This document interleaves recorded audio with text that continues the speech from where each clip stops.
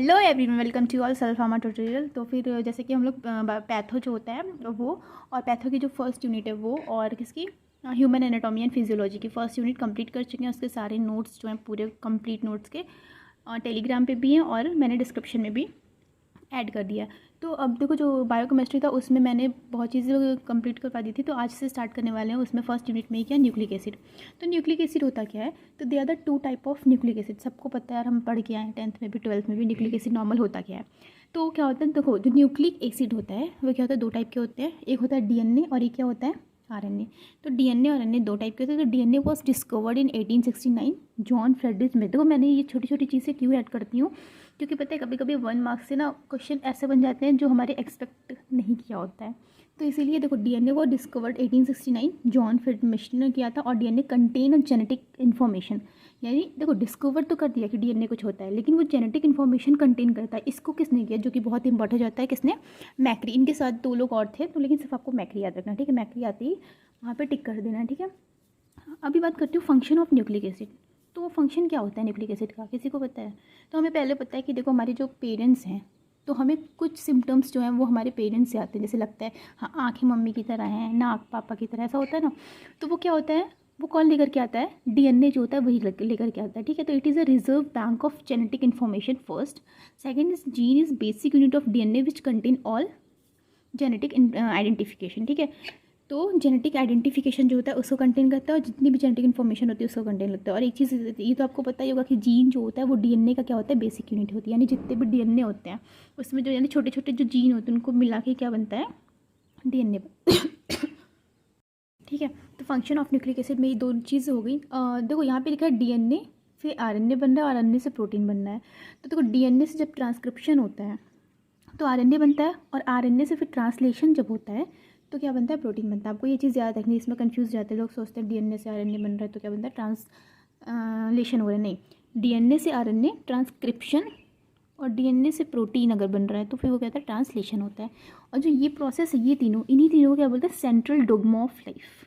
क्यों बोलते हैं? क्योंकि डीएनए, आरएनए और प्रोटीन जो होता है उसको सेंट्रल डोग्मा ऑफ लाइफ बोलते हैं। क्योंकि ऐसा होता है ना कि ये जो हमारी लाइफ है इसका एक बहुत ही इंपॉर्टेंट चीज़ है, मतलब बहुत एक इंपॉर्टेंट यूनिट होती है तीनों। That's why the inter relationship of these 3 close of biomolecule उसे कहते हैं सेंट्रल डोग्मा कहते हैं। तो यहाँ पे कहते हैं ट्रांसक्रिप्शन लिख लेना और यहाँ पे ट्रांसलेशन हो जाएगा, ठीक है। अब बात करते हैं कंपोनेंट ऑफ न्यूक्लिक एसिड की। तो ये कुछ है नहीं, पहली बात देखो बहुत इजी है। न्यूक्लिक एसिड आता है polymer of nucleotide held by 3' and 5'। आपको ये इंपॉर्टेंट याद रखना है कि 3' एंड 5' जो होता है फॉस्फेट ब्रिज, उससे क्या होता है, ये पॉलीमर न्यूक्लियोटाइड बना होता है। अब न्यूक्लियोटाइड होता क्या है, देखो टी से रखना है, टी और 3। टी मतलब टी, यहाँ टाइड है ना, एक साइड होता है एक टाइड होता है। तो टाइड में टी हो गया तो 3 याद रखना है। यानी 3 चीज़ों से मिलकर बना है। कौन कौन सा? नाइट्रोजनस बेस, पेंटोज शुगर और फॉस्फेट। ये तीनों से क्या मिलता है, हमारा न्यूक्लियोटाइड बनता है। What is the function of nucleotide? तो पहला फंक्शन क्या है इसका, कि पहला building block of the nucleic acid structure. हमें पता है जब डीएनए हमारा मान लो बनता है तो क्या होता है, डीएनए या फिर आरएनए कुछ भी बनता है तो उसमें क्या होता है, बहुत ही इंपॉर्टेंट एक फीचर होता है कि उसका जो बैक बॉडी है, मतलब जो स्ट्रक्चर ऐसा आप लोगों ने देखा होगा, तो उसका जो आप लोग देखे हुए जो वो आपस में कनेक्ट होते हैं, वो किससे कनेक्ट होते हैं, न्यूक्लियोटाइड से कनेक्ट होते हैं। सेकंड हमारा structural component the coenzyme of B complex vitamin, जैसे कि एफएडी और एनएडीपीएच होता है। तो ये जो कोएंजाइम होते हैं, तो ये जो कोएंजाइम इसमें प्रेजेंट होते हैं, तो इसका स्ट्रक्चरल कंपोनेंट है। एफ मतलब हो गया, एफ और एन डी मतलब निकोटिनामाइड, एडेनिन डाइफॉस्फेट और फ्लेविन एडेनो, ऐसे होता है, ठीक है। तो फिर नेक्स्ट हमारा क्या, कंट्रोल द मेटाबॉलिक रिएक्शन। तो ये 3 हमारे क्या हो गए, बहुत इंपॉर्टेंट इसके फंक्शन हो गए। तो आप लोग फंक्शन में इसको लिख लीजिएगा। चलो नेक्स्ट बात करते हैं इसके जो चीज़ मैंने क्लियर की थी, जैसे कि न्यूक्लियोटाइड हो गया तो base plus sugar plus phosphate, ये मिलकर न्यूक्लियोटाइड बनते हैं, टी से 3। और साइड मतलब सिर्फ बेस और शुगर लगा देना, फॉस्फेट ग्रुप नहीं होता उसमें, तो वो साइड होता है। अब देखो कुछ स्ट्रक्चर की बात कर लेते हैं। मैं स्ट्रक्चर इसलिए बता रही हूँ क्योंकि देखो, अगर आप स्ट्रक्चर अभी यहाँ पे क्लियर रहेगा ना, तो आपके आने वाले टाइम पे आपको स्ट्रक्चर तो देखो पढ़ना ही है। अभी मेडिसिन केमिस्ट्री आएगा 4th 5th सेमेस्टर में, तो वहाँ पे भी पढ़ना है। लेकिन अगर आप अभी करके आते हो तो आपको ये चीज़ लोगों से अलग बनाती है, पहली चीज़। दूसरी, आपको बहुत ईजी है इसलिए मैं बता रही हूँ क्योंकि मुझे पता है आप 2nd सेमेस्टर के हो। तो मतलब ऐसा था कि हमें लगता था नहीं, देख कर बहुत टफ, बहुत कुछ भी नहीं टफ है। चलो देखते हैं क्या है। देखो सबसे पहले क्या, जो न्यूक्लिक एसिड होता है वो 2 टाइप में होता है। पहला हो जाएगा हमारा प्यूरिन, दूसरा होता है पाइरीमिडीन।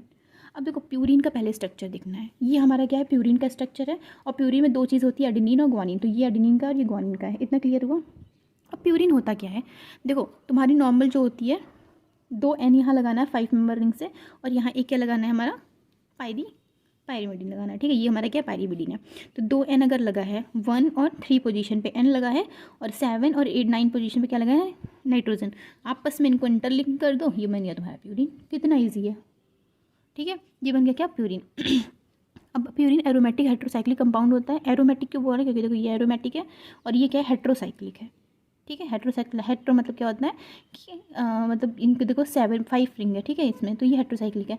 और purine are the numbered in anti clockwise. जब हम लोग इसको नंबर करते हैं प्यूरिन को, तो एंटी क्लॉकवाइज करते हैं। देखो हाँ, ये क्लॉक कैसे चलती है, ऐसे चलती है, लेकिन हम देखो प्यूरिन का नंबर ऐसे करते हैं, इसमें हो गया फिर इसमें हो गया, ठीक है। तो ये 2 चीज़ हो गई इसकी, ये आपको याद करने के लिए यहाँ पे लिखा गया है।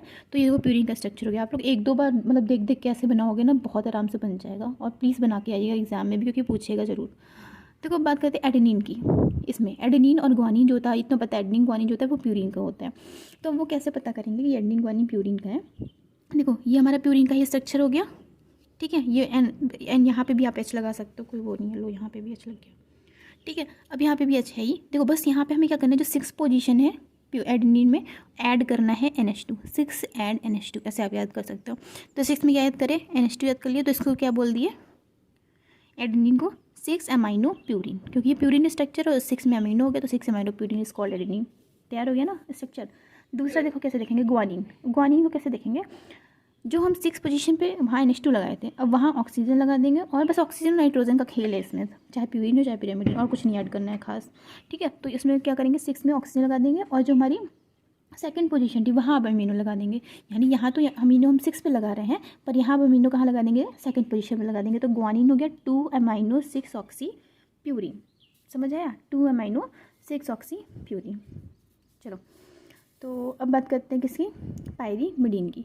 तो पायरीमिडीन को कैसे देखेंगे, पायरीमिडीन का स्ट्रक्चर तो पता ही आपको कैसा होता है। यहाँ पे बताइए ना, इतना काट दो, ये पायरीमिडीन बन गया। तो ये पायरीमिडीन हो गया। अब पायरीमिडीन क्या होता है, साइटोसिन और थाइमिन होता है, और अगर RNA होता तो थाइमिन की जगह क्या होता है, यूरेसिल होता है। इतना तो आपको पता ही है। तो देखो पायरीमिडीन जो होता है, इसको हम क्या कहते हैं, क्लॉकवाइज करते हैं। देखो इसको क्लॉकवाइज नंबरिंग कर रहे हैं। नंबरिंग इंपॉर्टेंट है, क्योंकि देखो तभी आप बता पाओगे कि 6 अमाइनो है, जो आपको नंबर पता होगा। और यहाँ पे क्या कर रहे हैं, हम एंटी क्लॉकवाइज नंबरिंग कर रहे हैं, यहाँ पे क्लॉकवाइज नंबरिंग कर रहे हैं। तो पहली चीज़ तो ये हो गई। तो पायरीमिडीन क्लियर हुआ ना। अब देखो पायरीमिडीन में 2 चीज़ होती है, मैंने बताया, साइटोसिन थाइमिन, और अगर RNA है थाइमिन की जगह यूरेसिल। तो देखो साइटोसिन में क्या करना है, यहाँ पे तुम क्या कर रहे हो, यहाँ पे ऑक्सीजन ऊपर है ना, और यहाँ पे यानी 2 अमाइनो 6 ऑक्सी प्यूरिन था, 2 अमाइनो 6 ऑक्सी प्यूरिन। अब यहाँ पे क्या करना है, 2 ऑक्सी 4 अमाइनो पायरीमिडीन कर देना है। समझ आया। तो वो क्या साइज हो, मतलब यहाँ पे 6 वाले पे हमें NH2 लगाना है, लाइक इसकी तरह, और यहाँ पे बस ऑक्सीजन लगा देना, तो साइटोसिन हो गया। अब बात करते हैं थाइमिन की। देखो थाइमिन कैसे होता है, ये हो गया तुम्हारा थाइमिन का स्ट्रक्चर। इसमें दोनों में तुम्हें क्या लगाना है, ऑक्सीजन लगाना है, 6 और 2 पे, बस 6 2 की कहानी है। और जो 5 पोजीशन है उसमें बस एक मेथिल ग्रुप जुड़ा है, तो थाइमिन माँ आ गया ना, M से याद करो, मेथिल ग्रुप इसमें जुड़ना है कहाँ पे, 5 पोजीशन पे, ठीक है। तो ये हो गया तुम्हारा थाइमिन। मतलब तैयार हो रहा है ना, ऐसा कोई प्रॉब्लम हो तो बताना, बहुत ईजी स्ट्रक्चर्स है। मतलब सच में अगर तुम लोग ऐसे लिख करके चले आए ना, मैं गारंटी लेती हूँ कि फुल में फुल मार्क्स देंगे वो, मतलब कहीं काटेंगे, ये बात भी तो है ना। चलो अब बात करते हैं, अब देखो अगर तुम्हारा RNA तो वहाँ पे क्या होगा, यूरेसिल होगा। तो अब इसका नाम तुम लोग मुझे बता देना कमेंट में। मैं लिखी इसीलिए नहीं हूँ यहाँ पे, अभी मैं नोट्स में तो फिलहाल लिख दूँगी, पर यहाँ पे मैंने इसीलिए नहीं लिखा है कि तुम लोग बताओगे कि क्या नाम होगा। कैसे इसको मतलब काउंट कैसे करेंगे, 1 2 3 4 5 6, 1 2 3 4 5 6, ठीक है। तो 2 4 डाईऑक्सी हो गया इसमें, क्योंकि वहाँ पे देखो 6 है, 2 अमीनो 6 है एक चीज़, और हाँ मैंने ये ध्यान नहीं दिया। देखो 2 अमीनो 6 ऑक्सीप्यूरिन है, और यहाँ पे 2 अमीनो 4 है, क्योंकि इसको हम लोग क्या कर रहे हैं, क्लॉकवाइज काउंट कर रहे हैं ना, तो यहाँ पे 4 आ जाएगा, और वहाँ पे क्या था, 6 था, ठीक है। तो बाकी कुछ भी है, कुछ नहीं। देखो उसका नाम क्या था, चलो बताओ, एडेनिन का नाम क्या है, 6 अमाइनो प्यूरिन, ग्वानिन का 2 अमाइनो 6 ऑक्सीप्यूरिन, और फिर किसका, साइटोसिन का 2 ऑक्सी 4 अमाइनो पायरीमिडीन, थाइमिन का 2 4 डाईऑक्सी 5 मिथाइल पायरीमिडीन, और यूरेसिल तो आप लोग बताओगे, ठीक है। तो ये हो गया आपका न्यूक्लिक एसिड। अच्छा अब इसमें क्या बचा है, फार्माकोलॉजिकल एप्लीकेशन कुछ देख लेते हैं इसके क्या है, ठीक है। तो चलो देखते हैं वो। तो pharmacological application of the nucleotide, उसके एनालॉग जो होते हैं, जैसे मान लो न्यूक्लियोटाइड जो होता है, मतलब बहुत सी ऐसी हमारी ड्रग्स हैं, मतलब दवाइयाँ हैं जो इन्हीं से बनी होती हैं, जैसे प्यूरिन और पैरामिडीन से। तो वो कैसे कौन कौन सी, ये देख लेते हैं। तो पहली हमारी कौन सी है, एल्लोप्यूरिनॉल। आपको अगर पता होगा एल्लोप्यूरिनॉल किस में यूज़ करते हैं, हाइपर यूरिसीमिया, यानी जब हमारे बॉडी में यूरिक एसिड जो होता है वो ज़्यादा हो जाता है, या गाउट वगैरह, जिससे आप लोग अर्थराइटिस, गाउट ये सब होता है ना, बिल्कुल। तो वहाँ पे यूज़ करते हैं एलोप्यूरिनॉल को, ठीक है। दूसरा 5-फ्लोरोयूरेसिल और 6-मरकेप्टोप्यूरिन। देखो मरकेप्टोप्यूरिन और एलोप्यूरिनॉल में भी प्यूरिन आ जाएगा, इसमें भी प्यूरिन आ गया। ये एंटी कैंसर ड्रग है ये दोनों, ठीक है। एजाथायोप्रीन ये इम्यूनोलॉजिकल सप्रेशन है। मान लो किसी को क्या हो गया, एड्स वगैरह हो गया, ठीक है, HIV वगैरह, इन सब में भी हम लोग क्या कहते हैं, हमें इम्यून जो सिस्टम है तो उसको कम करना पड़ता है, ठीक है। कैंसर हो गया, वहाँ पे भी इम्यूनिटी जो होती है कम करनी पड़ती है, तो वो क्या होती है, एजाथायोप्रीन दिया जाता है। जीडोविडिन और डिडनोसिन ये दो ड्रग जो आपकी वो कहाँ दी जाती है, आप लोग जब अभी KD त्रिपाठी में क्लासिफिकेशन पढ़ोगे फार्माकोलॉजी में, तो ये सब आपको आराम से याद हो जाएगी। तो यहाँ पे भी आप लोग ऐसे थोड़ी जितनी हो सके, जैसे मैंने 1 2 3 4 5 6 के बारे में बताया है, तो एटलीस्ट आप 4 to 5 तो याद ही कर लो, ठीक है। तो एग्ज़ाम में लिख करके आ जाओगे तो अच्छा रहेगा। और बाकी एग्ज़ाम में सब कुछ लिखने के लिए नहीं, कुछ अपने लिए भी पढ़ा जाता है, बहुत मतलब अच्छा लगता है कि हाँ मैंने कुछ नया पढ़ा। नेक्स्ट मैं बात करती हूँ चारगैफ रूल ऑफ DNA कंपोजिशन की। ये भी बहुत इंपॉर्टेंट बन जाता है। पहली बात प्रपोज किसने किया था, एरविन चारगैफ ने किया था, that's why it's called the Chargaff rule. और फिर उन्होंने स्टडी क्या की थी कि जो DNA है ना वो क्या है, equal number of the adenine और थाइमिन जो होता है A और T उससे मिला होता है, जिसके बीच में डबल बॉन्ड होते हैं, और equal number of the guanine and cytosine residue जिसके बीच में ट्रिपल बॉन्ड, यानी ग्वानिन और साइटोसिन ट्रिपल बॉन्ड से जुड़ा होता है, इतना तो पता ही है। एडेनिन थाइमिन डबल बॉन्ड से जुड़ा होता है, तो इनका जो मोलर कंसंट्रेशन होता है DNA में वो बराबर होता है, यानी जितना ये होगा उतना ही तुम्हारा ये होता है, ठीक है। तो the Chargaff rule of the molar equivalent between the purine and pyrimidine in the DNA, तो इसको कहते हैं Chargaff rule of molar equivalence between purine and pyrimidine in DNA structure, ठीक है। तो इसको कहते हैं Chargaff rule of molar equivalence, यानी जितने मोलर ऑफ कंसंट्रेशन तुम्हारा एडेनिन और थाइमिन है उतना ही मोलर कंसंट्रेशन क्या है तुम्हारा ग्वानिन और साइटोसिन। तो ये एक बहुत ही छोटा सा है जो हम 2 मार्क्स में हो सकता है पूछ भी ले। और बाकी तो भी इसमें क्या क्या बच्चा है, DNA का कुछ देख लेंगे, जो वॉटसन का एक मॉडल है एक, वो इंपॉर्टेंट है। हालांकि आपको दिख रहा होगा कि इसके बैक साइड में तो वो मतलब है, वो नेक्स्ट वीडियो में हम देख लेंगे। और कुछ RNA के क्लासिफिकेशन है, जैसे टाइप्स क्या है RNA के, और कुछ ट्रांसफ़र RNA का 1 2 बाकी चीज़, ठीक है। तो ठीक है, तब तक के लिए टाटा बाय बाय।